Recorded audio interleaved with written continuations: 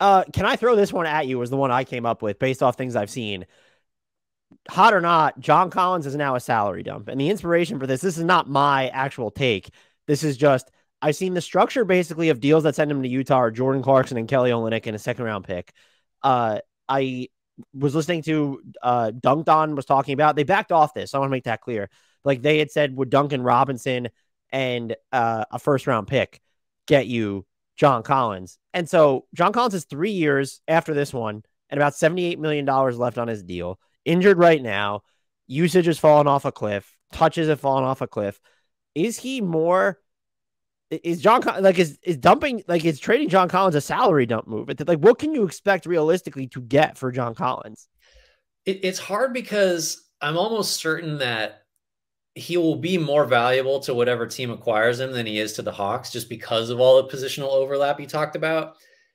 But that doesn't really matter as far as what the offers are going to be, because like Team X doesn't give a shit that, they know that they're not going to like, well, to be fair, since we know Collins isn't helping you that much, we're going to like give you we won't ask for, a lot of pick incentive or what.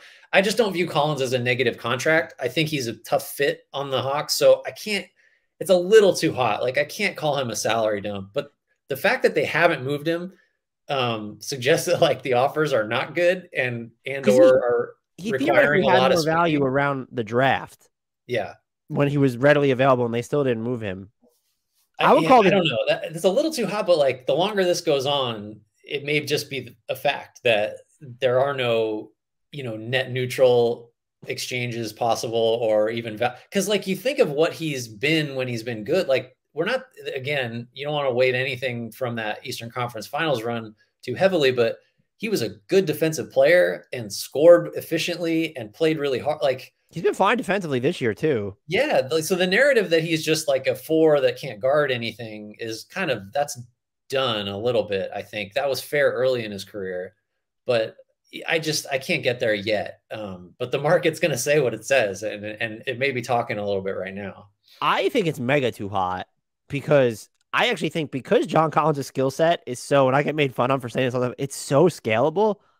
It's on the Hawks that they failed to make it work, where it's like he's just been so marginalized that someone who is mostly plug and play on offense, he could shoot the ball better this season. That's been a thing that's plaguing the entire roster. But like you've just beaten down his role to a point where like he's your it's not your fourth option in the conventional sense because Clint Capella is not a number 3, but based off who's going to set a majority of the ball screens. And look, Onyeka Okongwu is still on this roster, and now Bogdan Bogdanovic is back. So it's not like I think they could have gotten more creative with second units and how they used him before Bogdanovic returned. To give Collins more of a central role. Would you give up? And I'll phrase it this way. To me, if they dump him, that's an issue they created for themselves, not just with how they used him, but because they're being too fucking cheap. Because they gave DeAndre Hunter an extension. They extended Clint Capella. Trae Young's on his massive deal. They are thinking about DeJounte Murray's next deal. You have to when you gave up as much as you did to get him. So I understand the realities of that. But if he becomes a salary dump to where you can't get him like actual value, you keep him because he is way more valuable than a salary dump. And if you're salary dumping him, hey, guess what? You're not getting cap space and you're not getting the player that you need on this roster to address all your biggest things. So I'm at like, would you do? This is not, if it takes Olynyk and Clarkson to get him, I know Clarkson's been good for Utah, but I'm doing that immediately. Yeah. I was just thinking this way. I don't know. This could be a hot or not, or maybe it's not a great one, but like if he's on the Mavericks instead of Christian Wood, they're kind of similar players offensively. There's no chance we're talking about why is John Collins still coming off the bench? Like he's starting, and Christian Wood cost a first and like some salary, right? So that's not a dump. The Pistons got I can't fucking remember where Christian Wood used to be. The Rockets got stuff for him. And Collins, I think probably, maybe that's I don't know if it's a hot take, but John Collins is better than Christian Wood. Is that a hot take? I feel like it shouldn't be. It's not because he's better defensively. Right. And I guess you get Christian Wood probably at a cheaper number moving forward. And there's definitely more of a floor game, like a diverse offensive package for Christian Wood. Yeah. But I still think John Collins is easier to fit And like he doesn't, like Christian Wood is your 4. Like when you're playing with another big, it's a Maxi Kleba.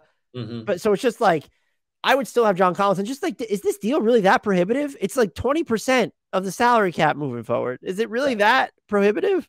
And he's not like, no, I think we're really going to bat for John Collins here, it Well, turns because out. I saw, and there was another theoretical trade package. I talked about this on the previous pod, and I don't, but first of all, coming up with hypothetical trades is tough. And I don't begrudge, like, if that's excuse me, the Olynyk Clarkson structure was floated basically by Shams. So it's just like, I don't fault people for thinking this way, but one of the packages I saw was Buddy Hield, Jalen Smith, and a second for John Collins. And if that's, first of all, you're not really saving money. Like, Buddy Hield comes off the books a couple years earlier. But like, and you're getting Jalen Smith, who's super cheap the next couple of years. But if that's on the table and you're Indiana, like, why is that not done already? Like, hey, we're about to renegotiate and extend Miles Turner, and we're just going to make a run at this because we have John Collins, Tyrese Halliburton, Benedict Mathurin, and superstar Andrew. I'm getting them hard. So it's just like, maybe we're wrong. I want to make that clear. No. I know that there are people who probably watch more Hawks games than us this season, but like dating back to last season, he just feels like he is, and it's verging on criminally underutilized. That's what it just feels like to me. Yeah, I mean, it's not 1,000 years ago that, like I said, we saw him be a really useful player on a team that won multiple playoff rounds. Like, and he's not 32 years old either. It's ridiculous. And but the thing that I will push back for the two of us on, and you already mentioned it, or we both, whatever, the fact that he wasn't moved in an offseason when he was just projected to be moved, the fact that he wasn't a part of the DeJounte Murray trade and the Spurs were like, oh, we'll prioritize picks and expiring salary, that makes me wonder if we're wrong. I think, to be clear, I think clearly I'm very impassioned about this. I think that we're right, but there's enough noise to where it's, oh yeah, like if he was that valuable on the market, why hasn't he been moved yet? I will still die on the hill of, well, if there isn't a robust market for him, the Hawks have created that tepid market. Yeah.